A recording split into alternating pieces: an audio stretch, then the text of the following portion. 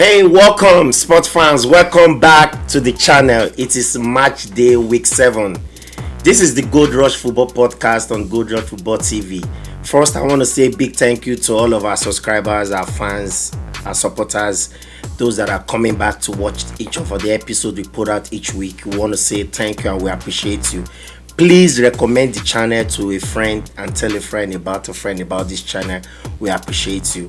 Today is the big one. It was Chelsea versus Liverpool. It was an high intense game, and I'm not alone to discuss this encounter. I have on my right is Big Demi, my brother, and on my left I have Osas. Yep. Let me start with Osas, with Big Demi. What can you say about today's game? Chelsea versus Liverpool. Chelsea versus Liverpool. Well, before I jump into that, it's good to be back in the studio. It's been a while. It's been a while. Back. And okay, let's get to it. Liverpool, Chelsea. Well, with the injuries to Chelsea, no Kopama, and the defense line was depleted. There was no Cowell. There was no Chalobah. There was no West Fofana. Yes, I expected a walk in the park for Liverpool. But that did not happen. Good job to the Chelsea team and good job to Maresca. In the first half, people will tell you it was a balanced game. I saw Chelsea at the top. It wasn't a balanced game. Chelsea was the better team. Chelsea, it was an end-to-end. I was thinking Chelsea would let us play safe, but they were going for it. They wanted it more, and I didn't expect to see that from them. Good one, Chelsea in the first half. Osas, was it that Maresca put up a better team, or is it that Arne Slot Liverpool is declining? First of all, I want to thank you for having me here at Gold Rush, and thank you also our esteemed viewers. I would say Maresca had a confidence against Benfica. I think that grew the confidence that they lost before that match. And I would say the match was a 50-50 match, but more predictions goes to Liverpool, and the players they had confidence. Because Liverpool already in crisis. Yeah. Because they have lost 3 matches in a row. They lost to Crystal Palace away. They lost to Galatasaray in the Champions League. Now they are losing. So they have crisis. I mean, 2 matches in a row. This one making the 3rd match. So I think I don't know the guy in the midfield, Luis from Luis. He benched him. He benched him, but putting him in the bench, I think there was a little bit tweak because Soboslai had to come to the midfield, but starting Isak was wrong for me because he's supposed to start Ekitike because he's been scoring and assisting. Now Ekitike and Soboslai, I don't think that that flow was there because in the match Soboslai was trying to feed the attack, but Chelsea they had a good. They got good midfield. Kudos to Gusto, kudos to Casado, kudos to Cucurella. I'll come back to you, Osas. Big Demi. Liverpool spent 440 million pounds bringing in Isak, Ekitike, Frimpong, Florian Wirtz, Kekes. Mamadashvili came back from loan. Right now, they don't even have injury crisis. And yet they were playing as if they were lacking in confidence. They were playing like they were told one thing by the coach and they were doing different things on the field of play. What is really going on with this Liverpool team? Because we don't expect this decline 7 games into the season, and they are showing lapses that the title is running away from them. What do you think is wrong? Well, one thing I want to say that I told the Liverpool faithful was that you don't fix what is not broken. You are the defending champion. You not like only Trent Alexander-Arnold left, and the loss to to what's this guy's name again? Galatasaray. No, the loss of one of their Jota. players, Diogo Jota. I understand, buying one player up front to replace him. Rest in peace, Diogo Jota. But even at that, they still have players. They have Cody Gakpo, they have McAllister, they have Soboslai, they just bought Ekitike, right? Yeah. And they have Salah, who they depend upon season in, season out. And their defensive units, they still have it. Yeah. Midfielders is packed. Midfield is packed. Why fixing what is not broken? And the more players you have, the more headache for the coach. And now even you went and bought players, after winning the league. Yeah. But you are still playing Mohamed Salah for 97 minutes, for God's sake. And impact in the game. It was shambolic today. Today, Cucurella tidying him up. He's still in Cucurella's pocket. I'm talking right now. Mohamed Salah is still in Cucurella's pocket. And not in today's game alone. If you watch Arsenal Liverpool, they won the game with a spectacular free kick. We want to give that to Soboslai. Perfectly taken goal. But Salah was not in the game. He was in Calafiori's pocket all game. Absolutely. So they need to fix that. And at the same time, looking at the game today, I was like, Slot, when are you going to take off Salah? When are you going to take off Salah? Especially in the first half, he wasn't making any effect. First half, second half, additional minutes, he was not there. I'll come back to you, Big Demi. Osas, last season, Slot had the same set of players he inherited from Jurgen Klopp, and the team were winning games and they strode to the Premier League title. This season, he bought new players, and yet it seems like the new players he bought, he's struggling to feed them into the team. What would you be advising on Slot right now? I think the players he bought didn't fit into his pattern that he wants them to play. But he asked for Florian Wirtz. Yeah. He approved Isak. He approved Ekitike. And one thing is buying a player, one thing is to blend them together. So he has to do more job in making sure they have cohesion to play. And they really miss Jota, like he said. And also they are missing Thiago Silva also in that team. So for now, I believe what he needs to do is to make sure he works with his technical crew on how to make sure he blends Wiz and Isak or Ekitike at the front together. And also, Salah was not in the game today. He was just rusty. He had so many chances. He blew it away. There was a conversion from Wiz at the first minutes of the second half. It was a fantastic assist. But he couldn't utilize his chances. So, and if you look at Liverpool, I think they don't have replacement for Salah. Who's going to replace him? They don't have a good replacement, that will fit into Salah's shoe for now. So they don't depend on Salah. So if you mark Salah out, it's always a problem for them. So that's what I see in the game. Big Demi, let's talk about Enzo Maresca. He put a Malo Gusto in midfield. We've seen him tweak his system, tweak his formation, tweak his team. The bodies he brings in midfield. He worked against PSG when everybody thought PSG were going to beat Chelsea in the Club World Cup final. And today again, he brought in a Malo Gusto in the midfield, and I was wondering, is this man thinking right? But Malo Gusto was showing so much presence in midfield. Is it that Maresca is a better coach than Slot going by today's game? Well, you know what? Let me correct you. Okay. On the team sheet, Malo Gusto was labeled as a right back. Yeah, but it's inverting. And it's inverting. That's what coaches of nowadays are doing now, right? Yeah. And and he pushed Reece James into the midfield, which actually worked very well with Caicedo.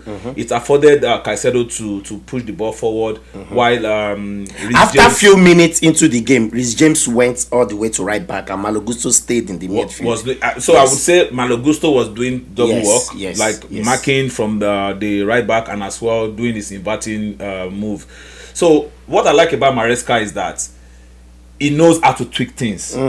He knows when to and how to. In a game whereby people would have written him off or written Chelsea off, he does things differently. That is what he actually did against PSG in the Club World Cup final. Everybody has already said, PSG is going to take the day, they're going to win Chelsea, but it came with a game plan. Get the ball from defense, find Palmer, and the front three of Chelsea. Palmer was not really coming back to defend or whatever. Get the ball from defense, launch the counter attack to Palmer, and in today's game, like I said, he knows how he tweak his team, and I think I'll give him an edge over Arne Slot. Osas, Yeah. is Arne Slot not as good as we thought he is? Because last season we thought he knew what he was doing by maintaining the same team. This season he's been struggling, trying to bring in his own players, into the team, and we've seen him struggling. Do you think it's a case of he's not really that good as we thought he is, or what do you think is the problem? I would say he was lucky last season because he has almost the lowest point and he won the league. So he was lucky, and I think he has his own players now. So everybody thought he would have won the Champions League. Yep. If he had his own players. Now he has his own players. Now people now can't see loopholes. So I think he's going to have a lot of issues because now, if I were him, I would maintain the crew I met. But now he's trying to fix what is not broken, like he said. As he said. So I think it's too early to judge him. Let's give him time. But I see crisis coming for Liverpool. For real. They're going to be in a real problem because if Salah doesn't step up his game, and the defense of Liverpool is still not that good. Shaky. You can see the crosses from Coquelin, the diamond goal, the Estevao goal. He just went through the defense uninterrupted. It shows that the defense is not formidable. And if you look at the first goal from Conceding into the top right corner of the net, but that was a case of the midfielders. Nobody who challenged him. Nobody. He had the free time. He even did a dummy 1-2 before taking the shot. So I don't know what the McAllister all of them were doing. Even Soboslai was the one that caused that opening because the way he overlapped his wing. Then he has to get it right. I believe he's going to try to put it in together. But for now, he's in trouble because he has lost 3 matches in a row. 9 points. Yep. 3 points in Champions League and 6 points in EPL. EPL. So he still has time to put it in together. But I believe Chelsea were a better team today. They are classed Liverpool. They put Liverpool on the leash for real.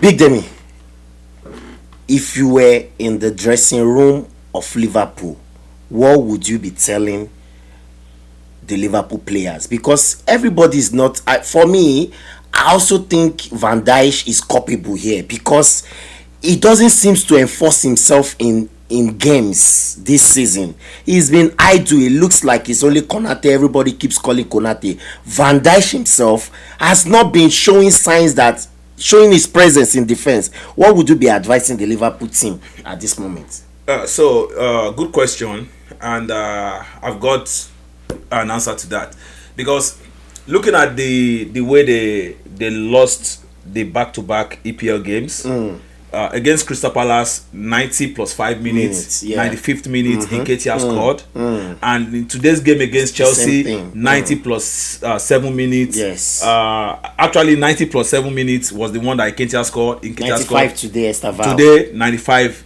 against Chelsea.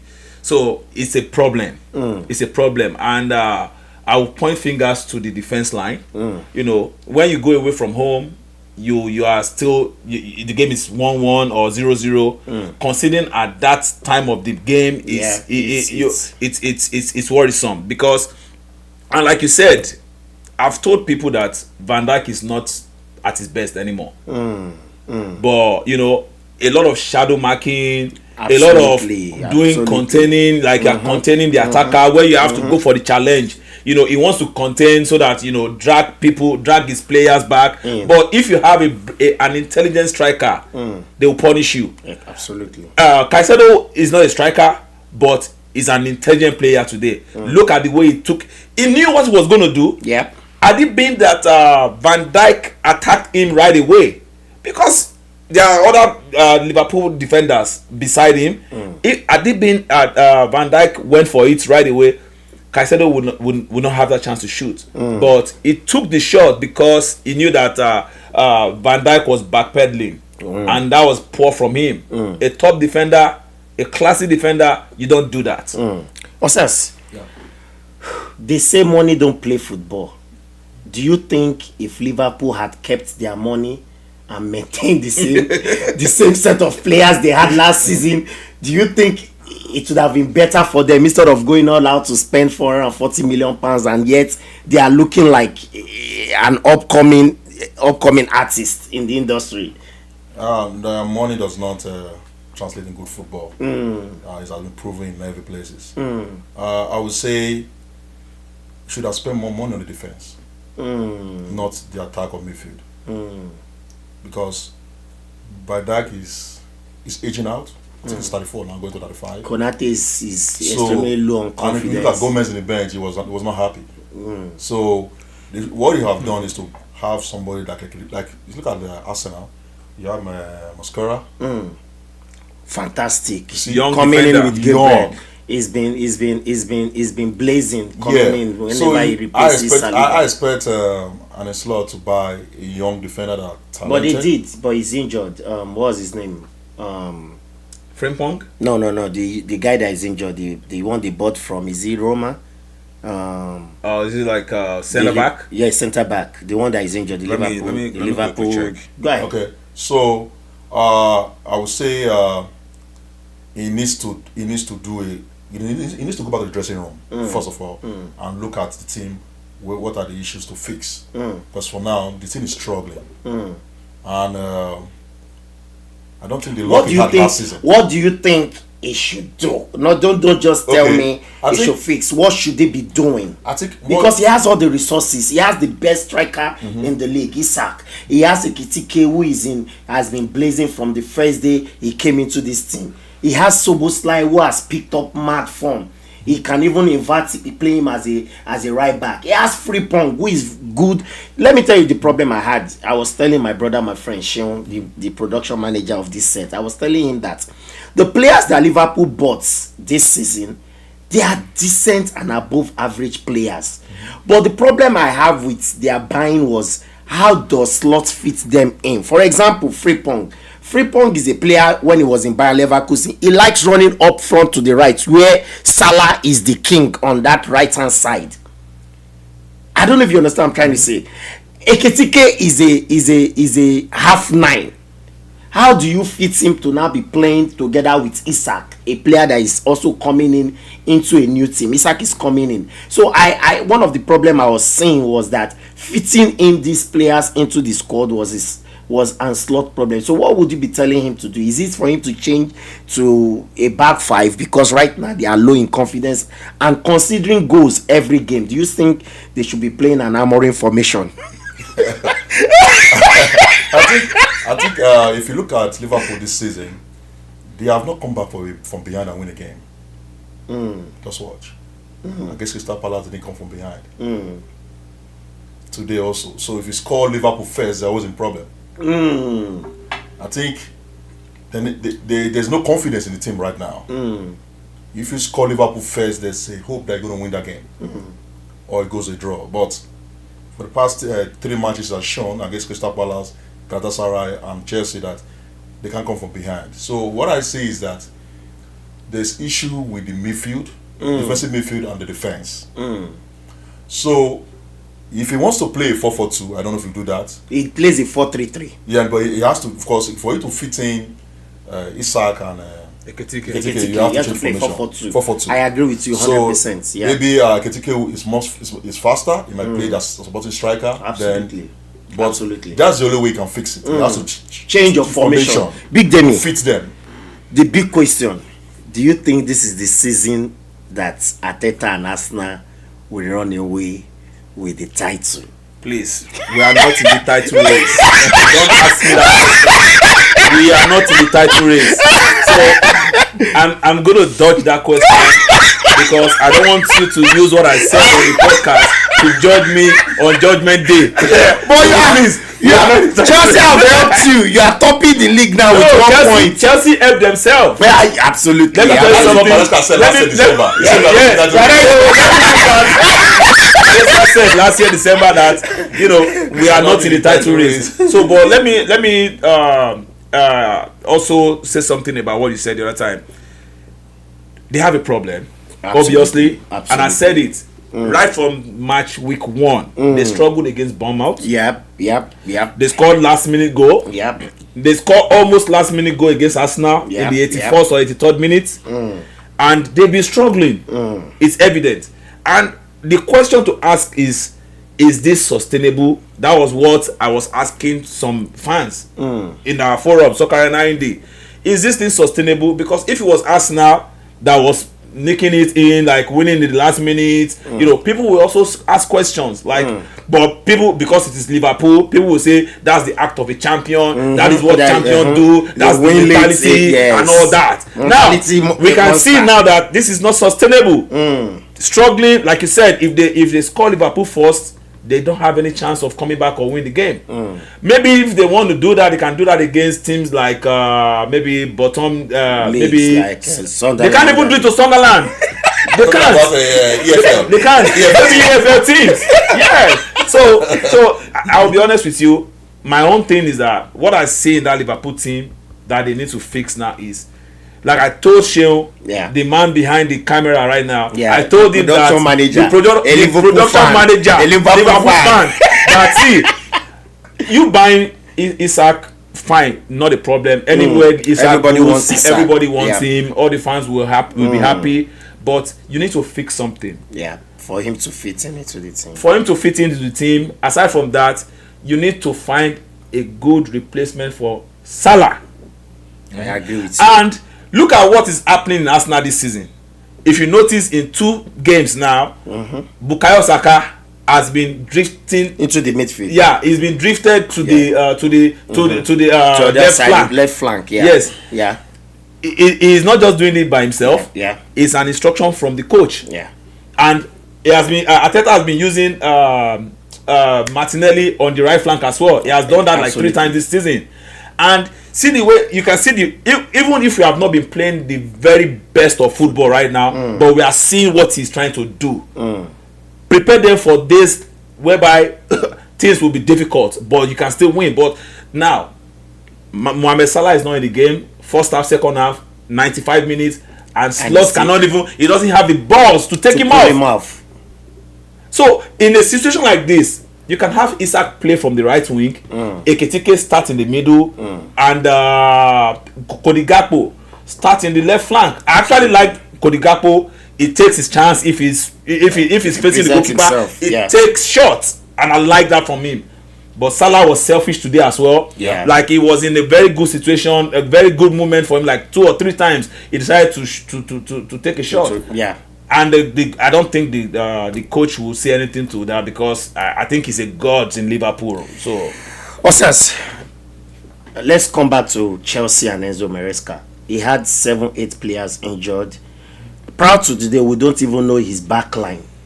Do you think he managed the team well today? And what do you think about the other games he lost prior to today? Did he manage the team properly today? I think he did fantastically well. It shows that he has class and it's not. Because everybody predicted Liverpool to win because of the defense. I did too. I was the crisis scared. in the defense just was too much. Yeah. But Maresca out class and Slot, it shows that he's more smarter. Because those changes he made, putting Estevao and Gaetens, changed the momentum, the intensity of the game. And I like today I enjoyed watching the younger Chelsea players. They did well. And Reece James messed up because how will you allow Isak to turn? Because he turned he just but he didn't beat Reece James. He that was not. I think that was a miscue effort. Yes. He was just lucky that. Isak is a deadly 18-year-old striker. You don't give him that chance to. But you have to be careful, because any little thing right there is a picket. What he's supposed to do is a little body movement that would dislodge his thinking. But he just hand over the ball straight. So he messed up there, and I would say Maresca was a great coach today. So all the money that he has been losing before now, I think he has a rotational problem. He doesn't know his first team yet, first 11. And I thought Arteta would have that issue, because when Arteta was buying, I said, can Arteta manage all this? But it has shown that Arteta knows who he wants to use on the game, and he has his first 11. Though Eze is still Eze is not sure if he's going to play left or he's going to play in the midfield. And it shows today is that since Odegaard is injured today again, that Eze will be more likely playing in the midfield. And let me say, like you said, we're asking about if Arsenal is the favorite. Arsenal is the favorite, but it's too early. We should wait till March before we can really decide. So I don't want to jump. You are sitting on okay, yeah. But Arsenal has the best week. Okay, Big Demi. Do you think Liverpool still stand a chance to win this league, or do you think it's over? Well, I won't say it's over. Before you can say a team doesn't have a chance, not just a team, a defending champion at that. They know how to win. They've won it before. They've come from behind to win before, and this won't be the first time that they will collapse and not come back. 7 games into the season, I understand. But this is the first time under Slot that we've seen them have this deep in form. Last season, they never struggled like this. They never lost 3 games back to back. I stand to be corrected. I know that's true. You're right. I think over 2 years, they have not had a moment they lost 3 games back to back. Liverpool, even and Slot. So I won't write them off just yet. When would you write them? When would you say, I think it's over for Liverpool? When would you say that? I would say January. January, towards the end of January. And it now depends on who is on top. So, if Arsenal was on top in January, maybe leading Liverpool, Man City, like by 8 points, it is over. That is where you will see me doing like this when I'm walking on the street. because you know why? You know why I'm confident? If that happens, because we have 2 mature teams. We have players that we can rotate. What killed us last season was injuries. Not like we don't have players, but we had like 6 players out injured, first team players. No Saka for almost 4 months. Martin Odegaard was going on and off. Kai Havertz, we lost him. We lost Gabriel Jesus. We lost defenders and all that. Saliba as well. So I'm giving Liverpool to January before you can really I can say yes, I'm writing them off. But if you say you want to write off Liverpool now, you have Man City. The beast in them can come out in January when they win. When they go 15 back games to back without losing any game. Yes. Osas, would you forgive Arteta if he doesn't win the league this season? He doesn't have an excuse not to win it. I've been watching Arsenal for years. I've not seen Arsenal spent this way. And like what he said, if Arsenal is leading 8 points in January, I'm still not sure. You know why? Yeah, because it's the English Premier League. It's English Premier League. And we'll be there before. Because I still have trauma for 2002-2003 season when Arsenal was leading the table, 8 points clear. Then Manchester United still won the league. So I would say mid-March. Mid-March. Yeah. But Arteta does not have an excuse not to win a major trophy this season. And at time God Arsenal has a new CEO, he has to go. If he doesn't win it, he should go. Somebody has to try. Because you have 7 years. Okay. And you say no, it's not possible. He has to win the league this year. Or the Champions League. We don't want the FA Cup, we're tired of it. We don't want the EFL Cup. Absolutely. Major trophy. Champions League or the Premier League. And I would say I'm happy as Arsenal fans, but this week Arsenal has the best week in recent times. 9 points clear. Wow. Against Newcastle at St. James Park, 3 points. It was against all odds. Arsenal going to lose. Confident winnings. Against Olympiacos, excellent match, and today, so 9 points. I've not seen this in recent times. Big Demi, would you forgive Arteta if he doesn't win the league this season? Forgive.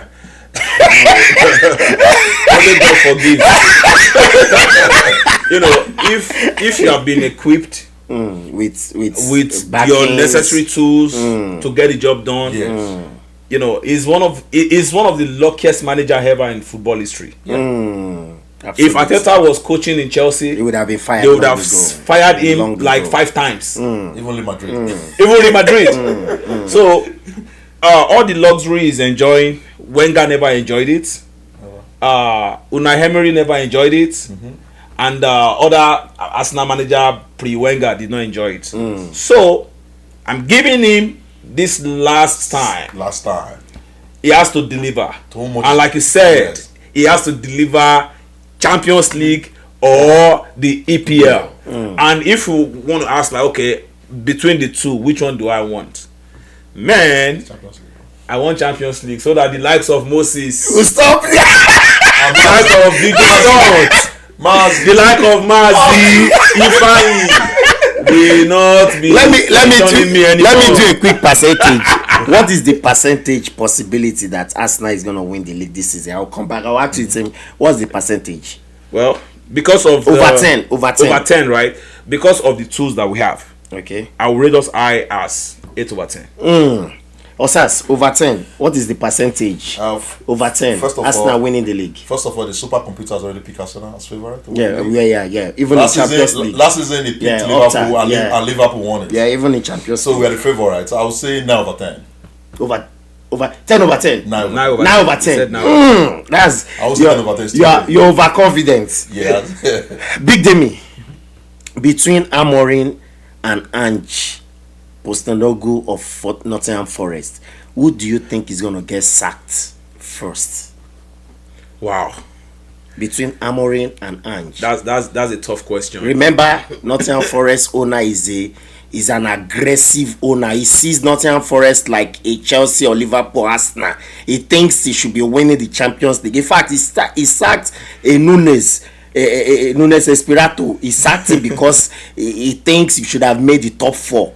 Now he has Ange. He thinks Ange is a magician. Who do you think is going to get sacked first? Ange or Amorim?